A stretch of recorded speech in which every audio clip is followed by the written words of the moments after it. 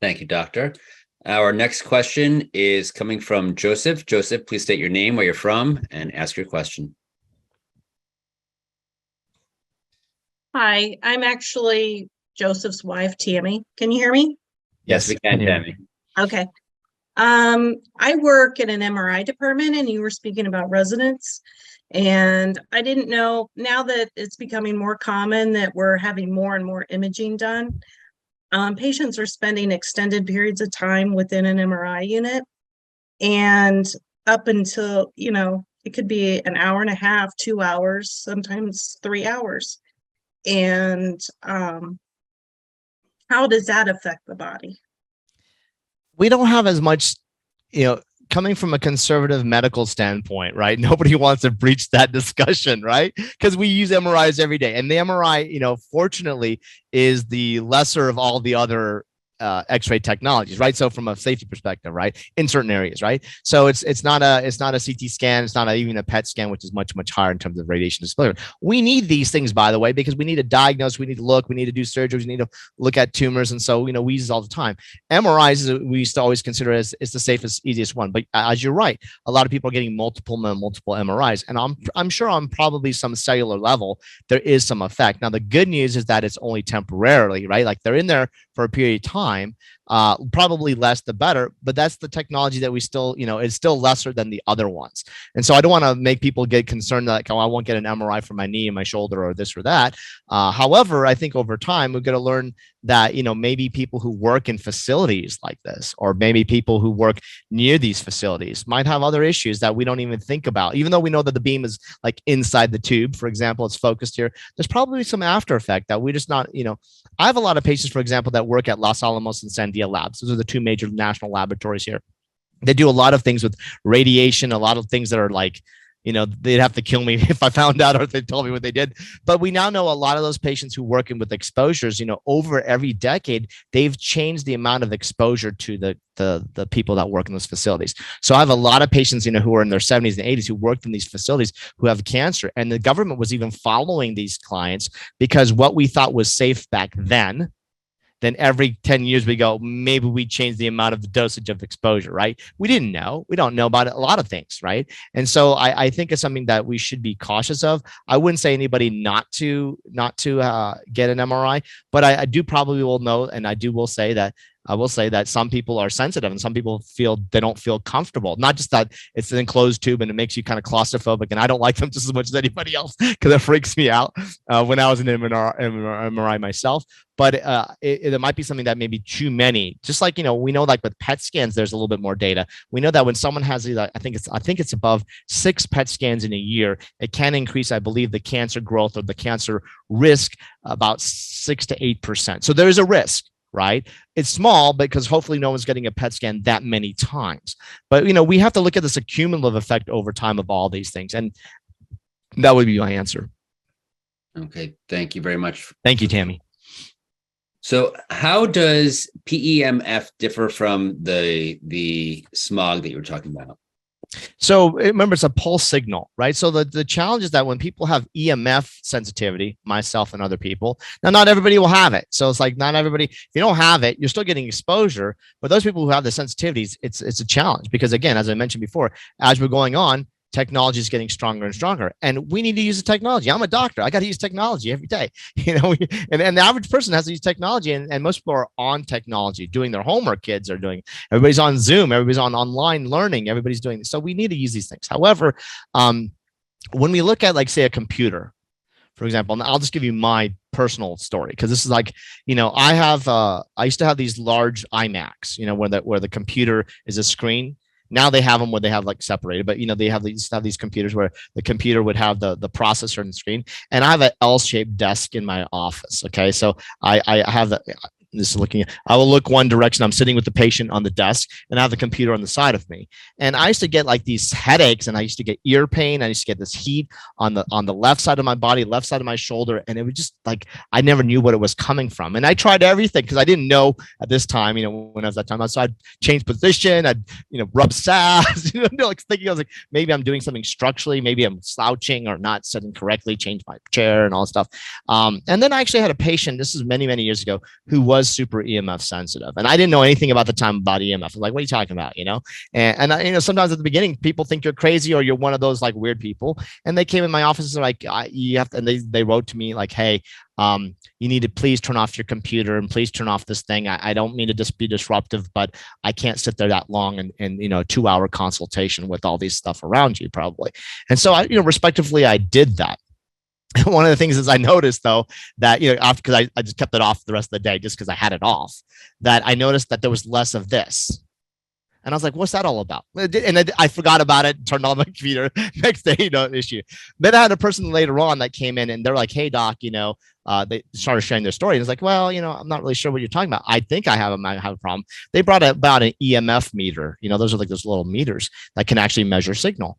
And they said, hey, you should get one and kind of just measure it around your computer. And where the signal was coming the highest is where that processor is, and where I'm sitting right across is from that processor. And so what I ended up doing is just getting a little bit of copper, like a copper mesh, which blocks EMF. And I put a copper mesh, and it looked kind of funny because it's on my computer screen, there. And voila, like almost 80%, 90% reduction of that kind of piercing kind of pain, that weirdness. But there's other things that I can't like put mesh over, right? Like I have a cell phone that I carry with me, but I can't keep in my pocket. A lot of people I have to talk to. I talk to people on speakerphone. I have trouble with the holding the hand. My hand gets hot. It gets achy. People get headaches really easily. So what I've done is I moved to like a Mac Mini, have my screen, and then I have it further away from me, and then I have it covered where that signal is, because I still need to use the technology. I'm still wearing a bubble, like this. So the idea is like, some people are just like, super sensitive. And I really wish I wasn't, because then I wouldn't have to have all this like this. I just put it like everybody else, just stack it in. I put everything on airplane mode at nighttime. I know that in England and in some of the public school studies that they did, they were showing with the high amount of Wi-Fi in the schools that they had statistical significant correlation with the schools that had plug-in, because it's easy just to plug in routers, put computers, and then have Wi-Fi, right? It's cheap, but you don't have to have wiring. And those classes and those kids ended up having more ADHD, behavioral problems, disruptive problems, learning problems. And so that after that study was published in those areas, they all went back to having wired technology. We just plug it into the cable, Cat5 or whatever the cable is, and they all those things went back down statistically significantly. So there's things that we are getting exposure to, and these are the things that I would recommend, is like using technology when you need to, and trying to assess for those people who are sensitive as we go further to have certain type of technologies that can be protective. Do you happen to know the name of that study? No, but that was I think there's actually a documentary that was done on that, actually, because that was a big deal in the public schools. Because as we moved to computer classrooms, now kids just go like 20, 30 kids in a room, and it's just like 20 computers, and they're all so it's not just me and my laptop, it's 20 kids, and they're hours and hours a day going to classroom to classroom. But they actually, there's a documentary or a couple of things on there, and that's really significant, because anything, public school, you got to learn, you got to be on the computer. But the thing is, like, those kids that are around it, there's going to be a certain percentage. Not every kid's going to have a problem, but for those what are we doing when they have a problem? Then they're medicated, or they're giving a treatment, or there's some other problem where it's like, well, just like go back to we originally had it. We plugged it in the back of the computer to go to the internet. So anywhere in my house, for example, we've kind of hardwired back to get the faster internet. So I'm trying to we have what do you call it? Fiber optic. But I'm trying to cut down, because now most people have those extenders right throughout their house. It's just boosting signal. And so again, we still want the faster Wi-Fi. I'm not against technology, but sometimes technology is against us. And what does the research show about grounding in nature? A lot of people talk about going to the beach and wonderful. Love it. You should do it. So for example, when they did the studies, and I'm going to have, if they go to sanjevani.net, sign up for our newsletter, because we'll have these discussions, and we'll have webinars where we'll have the scientists. But when they're looking at the cocoon, for example, right, it's like working on the Schumann resonance. We're talking about the Earth's frequency. And that's why when we talk about grounding, that's why everybody feels good going to a beach, or particularly going to, walking on Earth, just grass, or going to a forest. You just feel better, right? That's why people love to go camping. They don't really realize it, but that's one of the issues that is happening. It's actually this grounding effect is getting, but the problem is we are all, wearing sneakers, then we have cement and everything is like in the cities, like you're just, there's Central Park and you're over here. And so there's a little bit of an issue of being away from it. And that's why people love, like, I got to go for the weekend and just go hiking. And they don't realize that just being more in nature is important. So there is a truth to that, 100%. And that's why when we look at other cultures that are actually more earth grounded, they actually have less of these other kind of conditions or problems, even though they might have other issues in their environment, is that they actually have a better aspect of lowering some of these overall inflammatory stress responses, those things. I think modernization is important, but also there's a double-edged sort of having all these technologies in modernization. And what is going on scientifically when someone walks out into nature? Why is putting your feet on the ground without wearing shoes? Because the frequency of the earth is there's a magnetic field. Just like when you see the borealis lights and stuff, there's a fields effect, right? That's going on. We have these gravitational fields.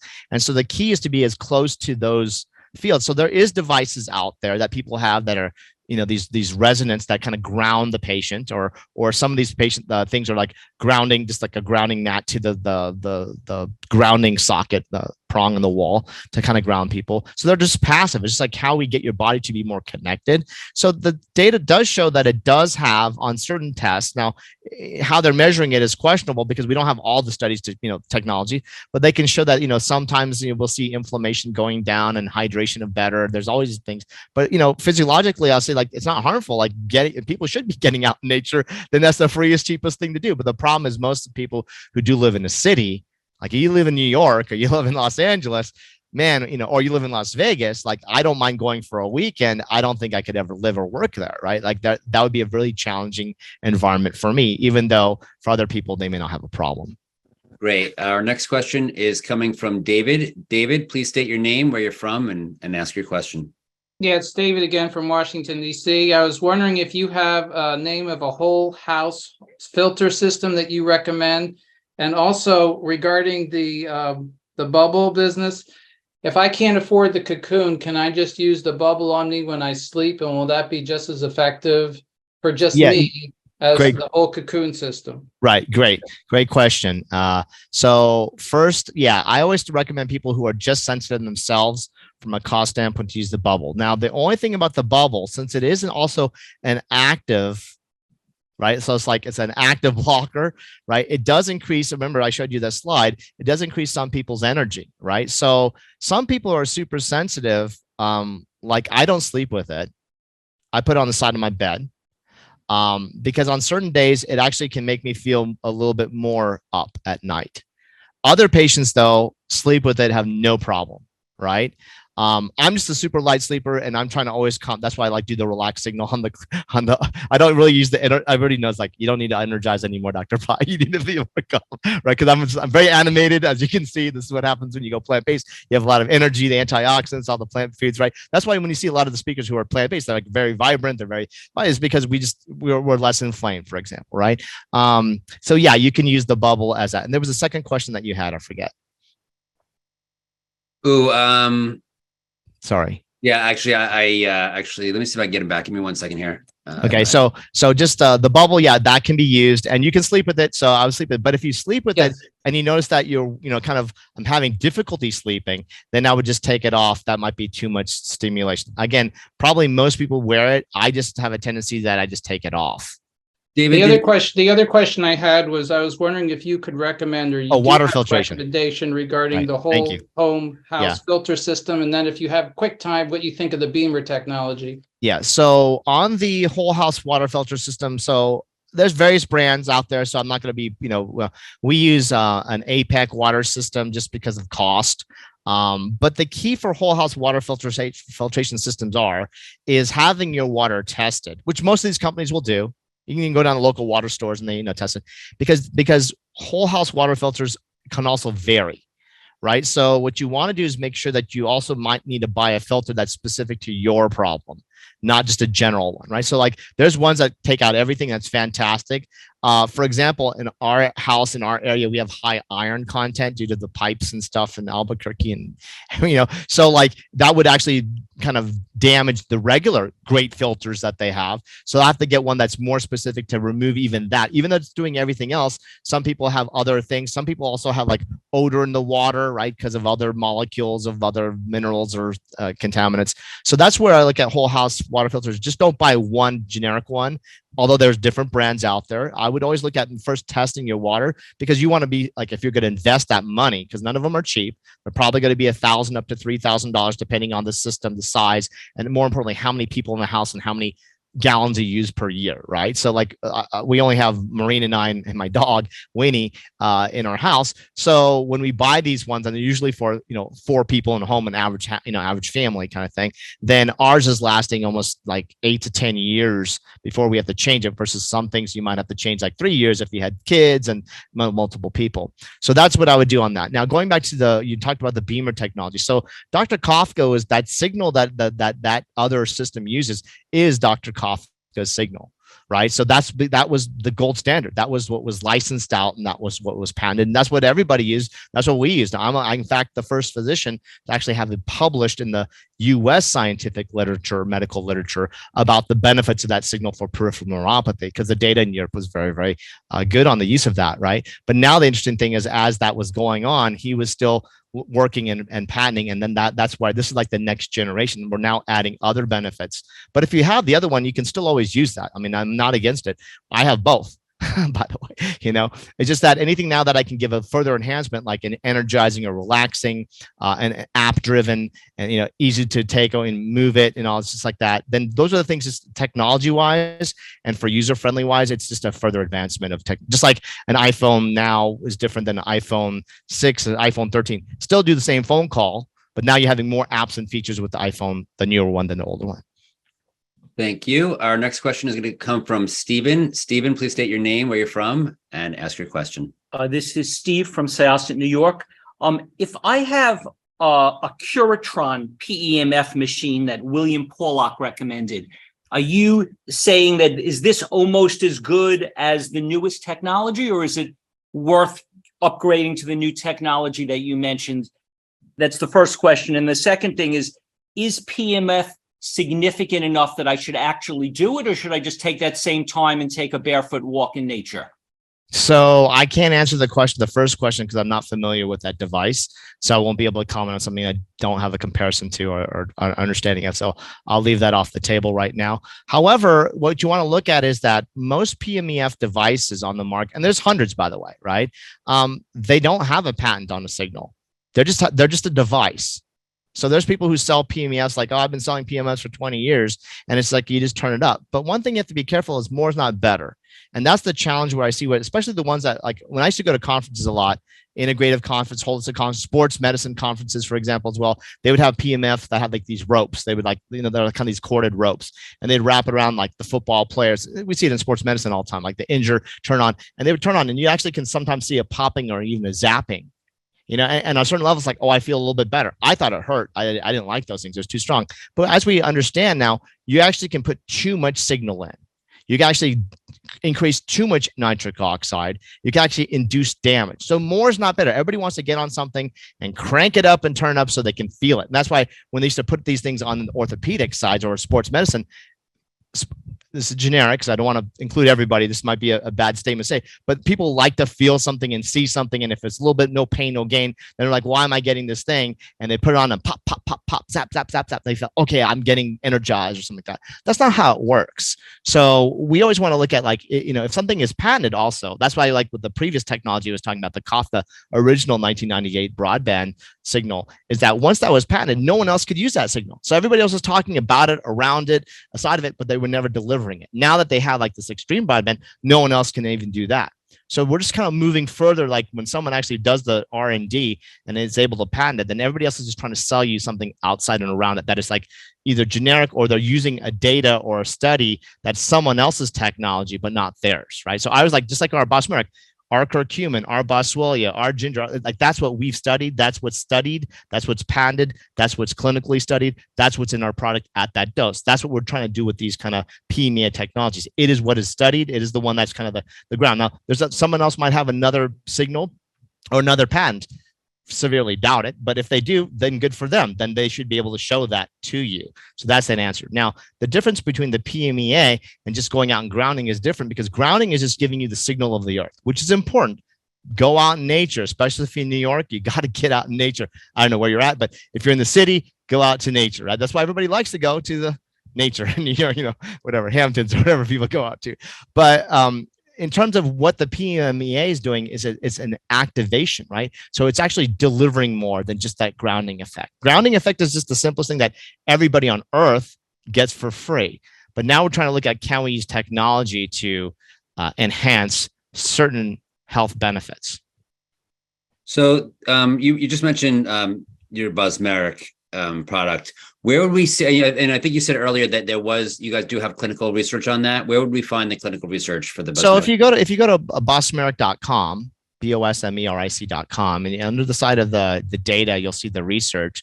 We actually, I don't have an updated one, but we have one from 2020, towards the middle or end of 2020, which we actually have all the 160, at that time it was 165, now there's 185 published peer-reviewed clinical studies on the curcumin C3 complex that's in Bosmeric.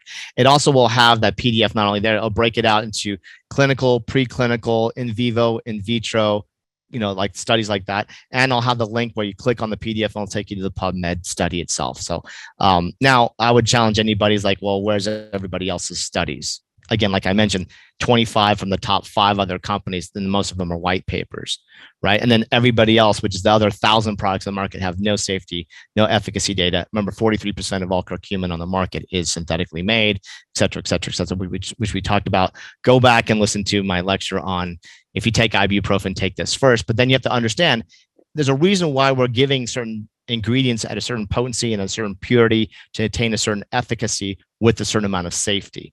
Everybody else is, again, selling someone else's data. That's what devices do. That's what the supplement market does. But we always want to go back, like, can someone show that it does? And that's why we consider ourselves the leader in the anti-inflammatory market in terms of evidence-based therapies. But there's a reason also why it's a little bit on a premium side, because you have to do all these ensuring technologies in terms of how you grow it, how do you non-irradiate it, how do you purify it, how you put it in that dose, and then how you bilayer sustained release at 20-minute onset of action, 8-hour sustained release versus everybody else. Great. Thank you so much, Doctor. And with that, we conclude our Q&A for this session. So in order to let the audience thank you, we're going to open up the mics and everyone can say thank you to Dr. Sunil Pai. Thank you, Dr. Pai. Thank you, Everyone. Lecture. Some time. Goodbye.